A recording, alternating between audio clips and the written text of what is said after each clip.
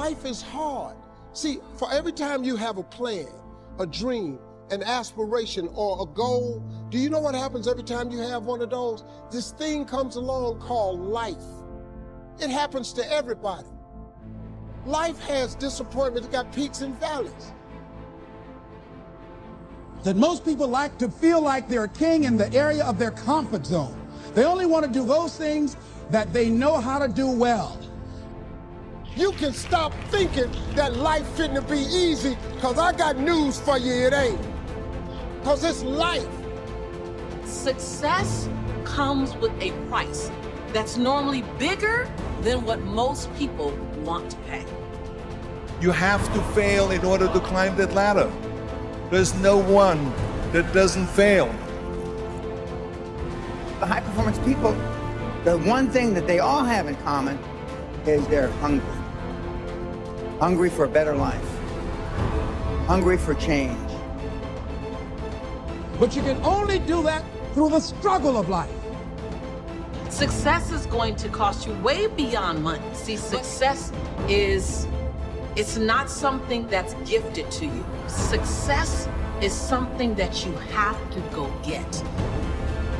I want you to stop playing the victim. You are not the victim. Because you have now developed yourself in such confidence and such competence in how to deal in the arena of life. You gotta have like a shark mentality, because if a shark swims backward, it dies. A shark can only move forward. And so I need you every single day you wake up and go after that dream. Rest at the end, not in the middle. And that's something I always live by. I'm not gonna rest, I'm gonna keep on pushing that. There are a lot of answers that I don't have, even questions that I don't have. But I'm just gonna keep going. Just gonna keep going, and I'll figure these things out as we go. If you want to begin to make your stuff happen for you, I think that it's very important that you start trusting yourself. Listen to yourself. Listen to that still small voice within you. Don't try and make everything logical. You have the power in you to do more than you can ever begin to imagine, to control your destiny, to make a difference on the planet, to make an impact.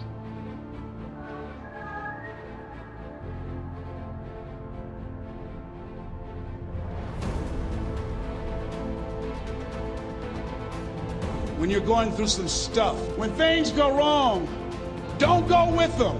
It's going to happen to you. It's not personal. It's going to happen to everybody. It does. It's called life. Behind every moment of adversity in your life, there is a blessing and a lesson. Your life doesn't end up in an accident. Your life is a series of actions that you initiate or don't initiate. And that your thoughts are going to control that roadmap.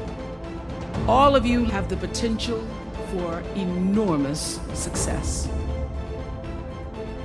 There's a price that comes with that. First and foremost, knowing who you are.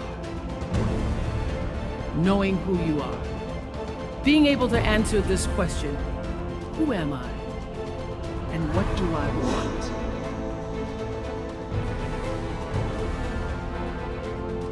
But I got a saying: life knocks you down, try and land on your back, because if you can look up, you can get up. Pain always leaves a gift.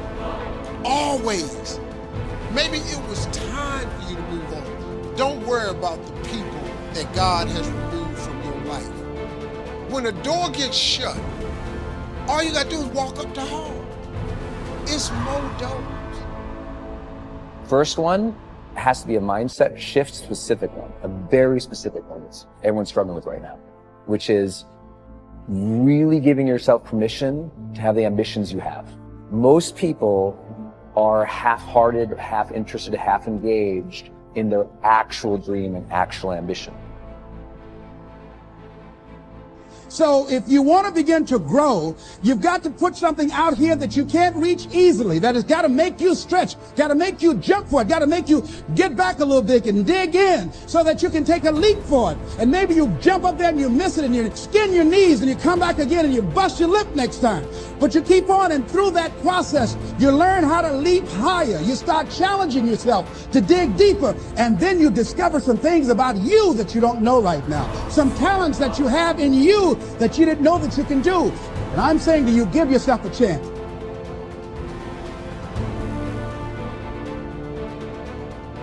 You have to learn to own your ambition, speak of the ambition, chase the ambition, drive the ambition, and lead the ambition. It is a full allowance of the ambition and an active generation of that ambition.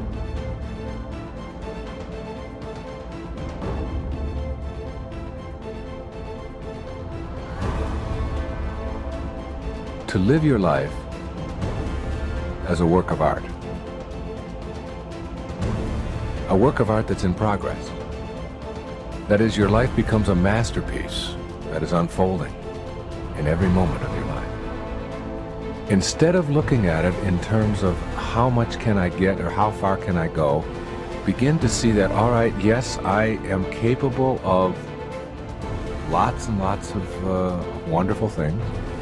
And I have accumulated a lot of things and I've achieved at a very high level and I'm performing very well. But I want to take a different perspective on what my life is. And I want to begin to see my life as this fabulous work of art that I can shape it, shade it, mold it into whatever it is that I think would be the absolute ideal for my contribution while I'm here on this planet, for the actual unfolding of my humanity.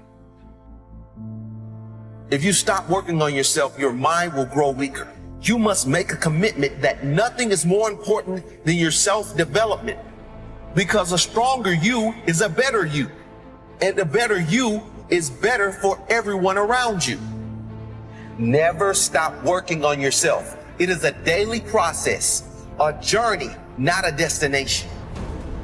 Everyone has a purpose, and that purpose is simply to be happy. It's what everyone is chasing.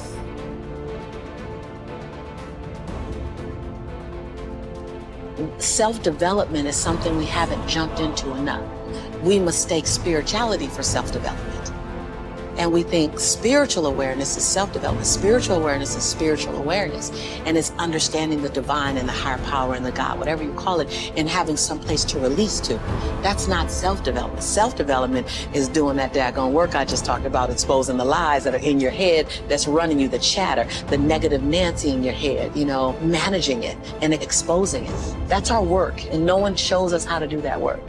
If you can own your brilliance while owning your imperfections, if you can own your giant while owning your smallness, if you can live in duality, constant duality, the freedom will be earth-shaking if you can live in that. See, either you don't want to be as great as you really are, and you're trying to dim your light so that others won't feel insecure about themselves in your presence. Can you give yourself permission to live in the duality of your imperfections and your smallness and what you're learning and what you still have to learn and your greatness and your brilliance and your light? Can you allow them to coexist and then serve them up to the world? To love you, to see you, to inhale you, to judge you, to leave you, to love you. Some of us are just as afraid of being loved as we are to be left. Can you give the world permission to leave you and love you? It doesn't mean that you can't do it. You might be rejecting something that God wants to send in your life. It doesn't mean that you can't do it. It just means that you can't do it with the old order. You can't have a new blessing and an old order. Every so often as you get new blessings, new opportunities, new doors, new positions, new children, new life, new marriage, new house, new whatever it is, you have to refocus. Now you got more weight. Now you got more responsibility. Now you got more demands. You have to refocus, restructure, reorganize. Are you organized for what you prayed for? I'm not trying to be everything. Because if I am, then I've stopped growing. the best people out there in every circumstances, be it business, be it relationships, dad, father, husband, CEO, employee, wherever you are in your category, you have a willingness and a desire. Those are the best people. If that's your DNA, have a willingness to grow and a desire to be better,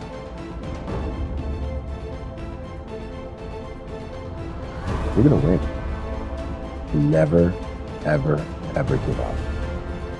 There'll be people out there that will tell you you're not good enough. There'll be people out there to tell you that you'll never be the other person. Don't be one of those people. Be the outlier in that belief system. Be the one who's different. Be the one who never gives up on you.